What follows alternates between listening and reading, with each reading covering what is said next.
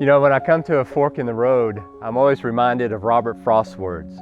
Two roads diverged in a wood, and I took the one less traveled by, and that has made all the difference.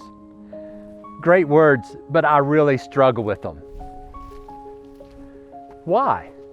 The simplicity of two paths seems archaic.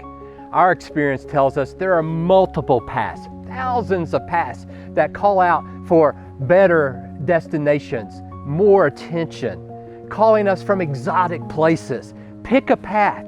Our culture, in fact, tells us pick any path you choose, but wait before you choose. So how do we choose? First of all, we must be able to see the blaring red signs screaming, "Danger, danger, these paths are not safe." In fact, we need the FDA to put out a warning that says, all these paths lead to death. It doesn't matter which path you choose, they all lead to death. Thousands of paths all lead to death. We all get to the same place.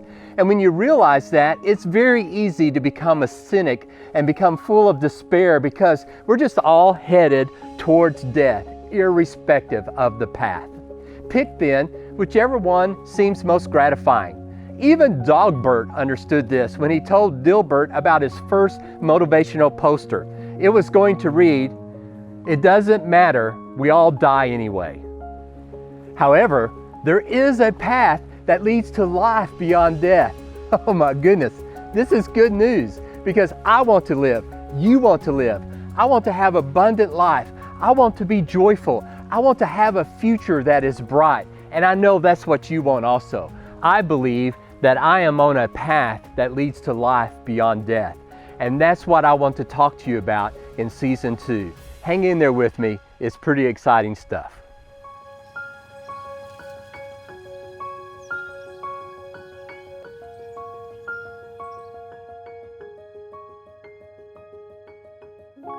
You know what's interesting? Thousands of years ago, people asked the same questions we do today and tried the same answers we do today and had the same unsatisfactory results we do today. So let's start evaluating our options through an ancient expert on all the paths available. Solomon, one of my favorite guys.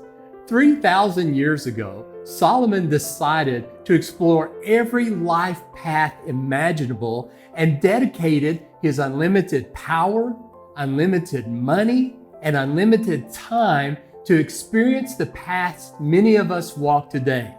His observations are unbelievably and brutally honest and fascinating. Here's Solomon's general description of the landscape. Meaningless, meaningless, utterly meaningless. Everything is meaningless.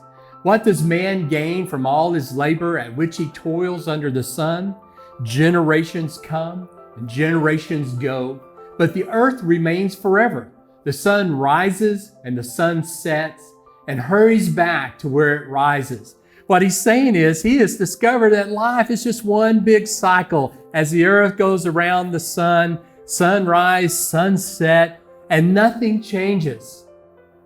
Pretty cynical. However, Solomon's the expert. Look at what all he did. He built temples to all sorts of gods, including the magnificent temple in Jerusalem. He built cities along important trade routes. He directed the work of great gardens and orchards so extensive they needed reservoirs to water them. He collected large herds of cattle, sheep, camels, donkeys, and horses. He funded the arts, especially music. He acquired so much wealth that he simply stopped counting and did whatever pleased him. Can you imagine that? Then, when this began to bore him, he added hundreds of beautiful women to his harem and partied for weeks at a time. Seriously, he really did. Solomon explored every pleasure, every experience in ways few humans can. And this is what he discovered. All humans die, whether wise or fools. All your efforts and accomplishments are left behind to others.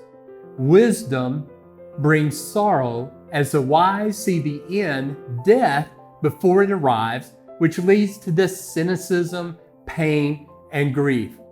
So did Solomon die a cynic? Is this our fortune? No. Solomon found the path that leads to life beyond death. Solomon reports, God set eternity in the hearts of men. God does it so that men will revere Him. Our desire for life beyond death, our battle against death, our revulsion from the very idea of death comes from the longing for eternity that God places within us. This is why we are restless. This is why we plunge ourselves into various activities and ideas, frantically searching for something beyond death. Our problem: we are driven by our hearts to find what is eternal through the physical world. The path to life is not a physical path. It is a spiritual path. So we must look for God. But how do we find Him? You can't put in some GPS coordinates because GPS has not digitized the spiritual world. You have to go old school, which we hate because we have to research and think. The way to find if you have chosen the path God created means pulling out His map for directions. This is where you have the confidence that the life path you have chosen will lead to life beyond death. This is good news. Those who honestly search for God will satisfy the yearning for eternity built within each of us. This is why we reconsider Christ. We are not doomed to a life of meaninglessness, yet we do have to choose between death and life. I want you to walk down the path to life beyond death with me this season. It'll be a fun exploration. Let's go. Peace.